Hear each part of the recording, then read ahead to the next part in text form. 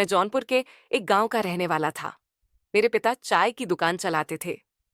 गांव के स्कूल में 9वीं में फेल हो जाने के बाद मेरा मन पढ़ाई से हट गया, तो मैंने नौकरी करने का मन बना लिया। कुछ दिन बाद नौकरी के तलाश में मैं कानपुर चला गया। 10 दिन भटकने के बाद मुझे एक प्राइवेट कंपनी में नौकरी मिल गई। रहने के लिए मैंने किराए पर छोटा सा मकान भी ले लिया। मुझको जो कमरा मिला था उसमें पहले से ही 2 लोग रहते थे। जल्द ही मैं उन दोनों से घुल मिल गया। मेरे बोलचाल के ढंग की वजह से मुझे लोग जल्दी दोस्त बना लेते थे। मैं हमेशा साफ सुथरा रहता था।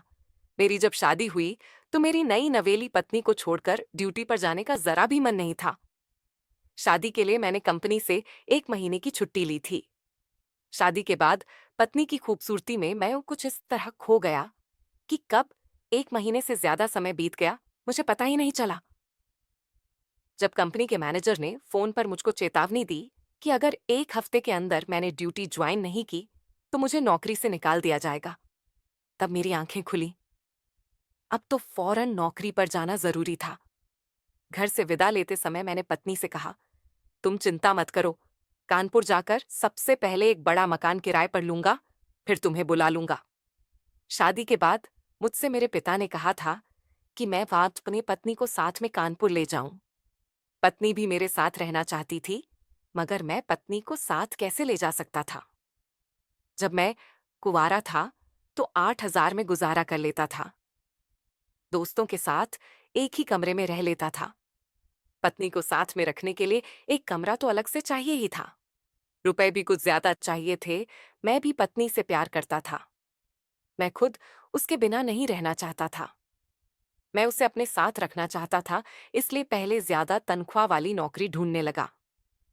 मैंने सोचा कि एक कमरा किराए पर लेकर पत्नी को बुला लूंगा। मैं कम से कम 15,000 की नौकरी पाना चाहता था। मनपसंद नौकरी के तलाश में दर दर भटकता हुआ मैं एक दिन सीमा की दुकान में गया। उसकी कपड़े की दुकान थी। उस समय सीमा दुकान में मौजूद थी। मेरे बात करने के तरीके से सीमा प्रभावित हो गई। उसने मेरा मोबाइल नंबर ये कहते हुए ले लिया कि जगह खाली होते ही वह मुझे बता देगी। मुझको जरा भी विश्वास नहीं था कि सीमा की दुकान में मुझे नौकरी मिलेगी। हैरानी तो मुझको तब हुई जब 4-5 दिन बाद सीमा ने फोन किया और इंटरव्यू के लिए उसने रात के 9 बजे अपनी दुकान पर बुलाया।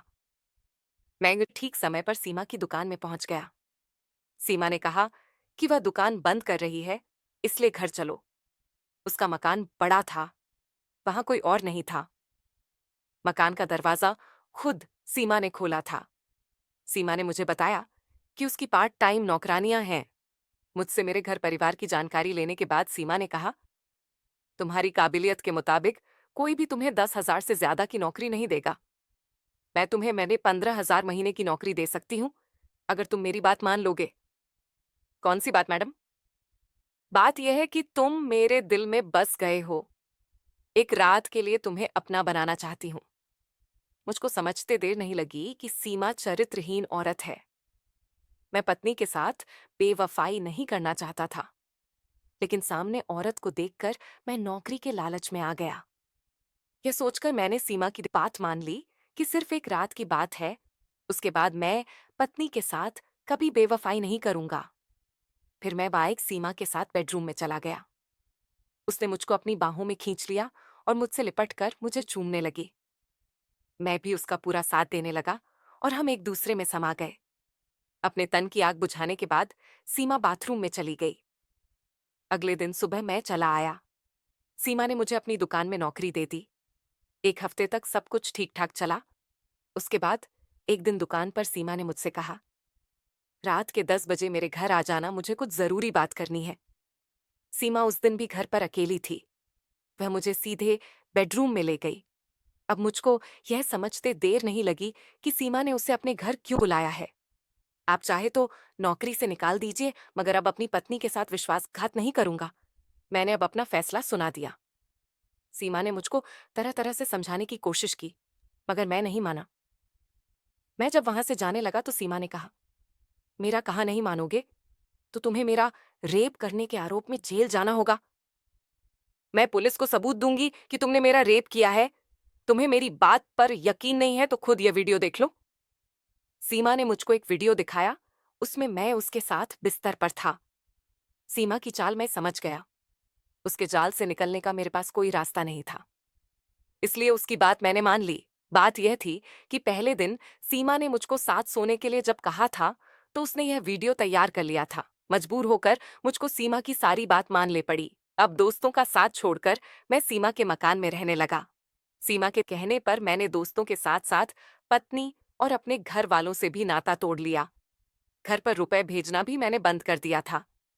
सीमा ने मुझसे कहा था कि मेरा सारा रुपया वह 2 साल बाद एक साथ देगी, जिससे मैं खुद का अपना कोई कारोबार कर सकूं। सीमा की बात मानने के सिवा मेरे पास कोई रास्ता नहीं था। वैसे मुझे विश्वास था कि सीमा मेरे साथ विश्वासघात नहीं करेगी। बात यह थी कि सीमा के पति की मौत तकरीबन 3 साल पहले एक सड़क हादसे में हो गई थी। उस समय उसका बेटा रमन 5 साल का था। पति की मौत के बाद सीमा कपड़े के दुकान की मालकिन हो गई। उसके माता पिता ने उसे दूसरी शादी करने की सलाह दी थी, मगर उसने दूसरी शादी करने से मना कर दिया। वह रमन की परवरिश करते हुए अपनी जिंदगी गुजार देना चाहती थी। पति की यादों के सहारे सीमा ने 2 साल तो गुजार दिए। उसके बाद अचानक उसे लगने लगा कि मर्द के बिना वह नहीं रह सकती है। जवानी की भूख जब उसे ज्यादा सताने लगी, तो एक दिन उसने पड़ोस के एक लड़के से संबंध बना लिया। रमन को उसने हॉस्टल में दाखिल कर दिया। वह उसे घर पर सिर्फ छुट्टियों पर लाती। 1 साल तक वह लड़का सीमा के हुस्न से बंधा रहा। उसके बाद उसकी शादी हो गई, तो उसने संबंध तोड़ लिया। फिर सीमा ने मुझको फंसाया। मैं उसके चुंगल से कभी ना निकल सकूं, इसलिए उसने अपनी और मेरी एक वीडियो क्लिप भी बना ली थी।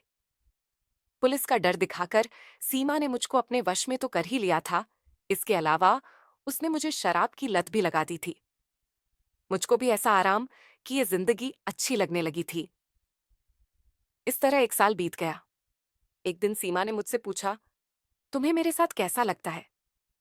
बहुत अच्छा। तुम सारी जिंदगी मेरे साथ रहोगे ना? ये भी कोई पूछने वाली बात है। अब तो मैं मिसा आपके बिना रह ही नहीं सकता। जैसा मैं कहूंगी वैसा करोगे ना? जरूर करूंगा। बात यह है कि मेरे हुस्न पर एक अमीर शादीशुदा लड़का फिदा हो गया है। मैं उससे संबंध बनाकर लाखों रुपए ऐंठना चाहती हूँ। कुछ सोचने के बाद मैंने कहा, आप जो चाहे कर सकती हैं। मैं आपका कोई विरोध नहीं करूंगा। बस इतना ख्याल रखिएगा कि कभी मुझे अपने से जुदा ना कीजिएगा। तुम्हें अपने से जुदा करने की तो मैं कभी सोच भी नहीं सकती, क्योंकि तुम मेरी धड़कन बन गए हो। तुम मेरे बताए रास्ते पर चुपचाप चलते जाना। देखना, जल्द ही हम दोनों के पास करोड़ों की जायदाद होगी। वह जायदाद सिर्फ मेरे नाम नहीं, तुम्हारे नाम भी होगी। अगले दिन सीमा अपने साथ एक लड़के को लेकर घर पर आई। योजना के मुताबिक मैंने वीडियो बनाने की पूरी तैयारी कर ली थी। मैंने सीमा और उस लड़के का वीडियो बना लिया था। उस वीडियो के बल पर सीमा ने उस लड़के से बहुत दिनों तक रुपए ऐंठे। उसके बाद सीमा ने दूसरे लड़के को फंसाया, फिर तीसरे, और इसी तरह यह सिलसिला चलता रहा। एक दिन जब मैं दुकान से निकल रहा था, तो पुलिस आई और मुझे गिरफ्तार कर लिया। सीमा ने मुझ पर रेप का केस कर दिया था। कई महीनों तक मैं जेल में रहा, पर सीमा ने दया करके मुझको छुड़वा दिया, पर यह वादा लेकर कि मैं कभी उसके पास नहीं आऊंगा। अब मेरे पास ना पत्नी है, ना पिता है, ना सीमा जैसी औरत। मैं अब मजदूरी करके किसी तरह अपना जीवन काट रहा हूं। तो दोस्तों, यह थी आज की कहानी। अगर आपको ये कहानी अच्छी लगी है तो इसे शेयर जरूर करें। धन्यवाद।